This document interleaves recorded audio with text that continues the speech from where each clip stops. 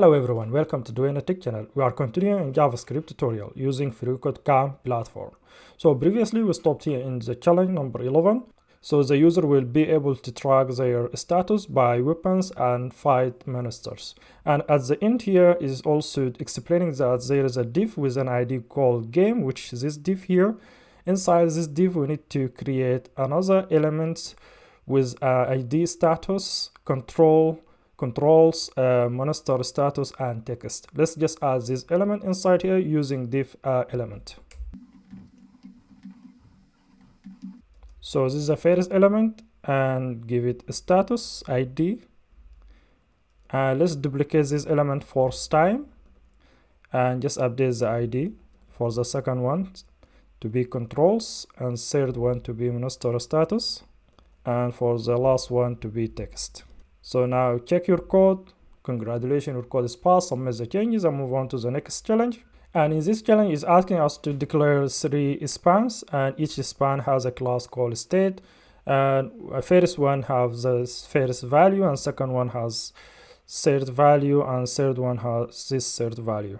Let's add that here. So the first span with the class called state, and duplicate this 3 times. And as the first time value, and the second one value, and third one value as well. And then just hit check your code. Say something missing. It is a state without, is misspelled without e at the end.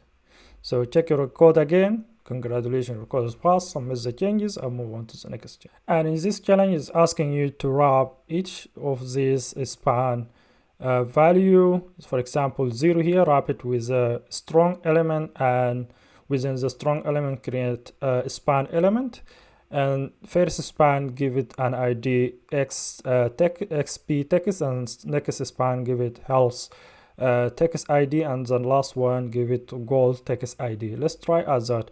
And here is an example for what you should do. So basically we need to wrap the first one with a strong element, and just close the tag, and then within this strong we need to add a span element and close the span element, and the first span element will have this ID xp text, and I'm going to just copy this and duplicate it and update the value instead of typing the full text, instead of typing the full code. So this is going to be 100 again, just update to 100 and update the ID to be health text instead. And say I'm going to copy this. I'm going to copy this part and duplicate it to this last one and change the value to be 50 instead of 100, and the ID to be gold text instead of health text. And now check your code. Congratulations, your code is passed. Submit the changes and move on to the next challenge. So for the app controls is asking you to declare 3 buttons inside this controls div element. So let's try add that here. And to add a button, HTML element, and then the closing tag. And the first button will have an ID called button 1. And then let's just duplicate this 3 times because we have 3 buttons. The first one has ID button 1, and second one button 2, and third one button 3, and the first one has a text. This go to store, and second one has a text go to cave, and third one fight dragon. And now check your code. Congratulations, your code passed. Submit the changes and move on to the next challenge. And in this challenge is giving you very quick brief about DOM in JavaScript, which stands for Document Object Module. So this is how the JavaScript interact with HTML on the browser.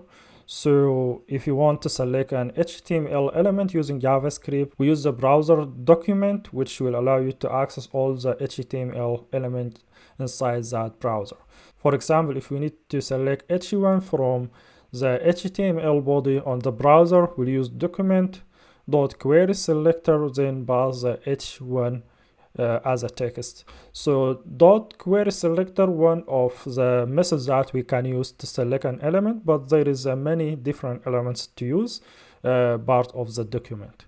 So at the end here is asking us to declare a variable called button1 and then select the button1 using query selector and then the ID for that button. Let's do that here. Declare variable using let keyword button1 equal just same here document dot query selector, and instead of the HTML element we are going to use the ID. So we can use different selector. You can use the actual HTML element name. For example, in this demo here, you can use h1, or you can use the class name.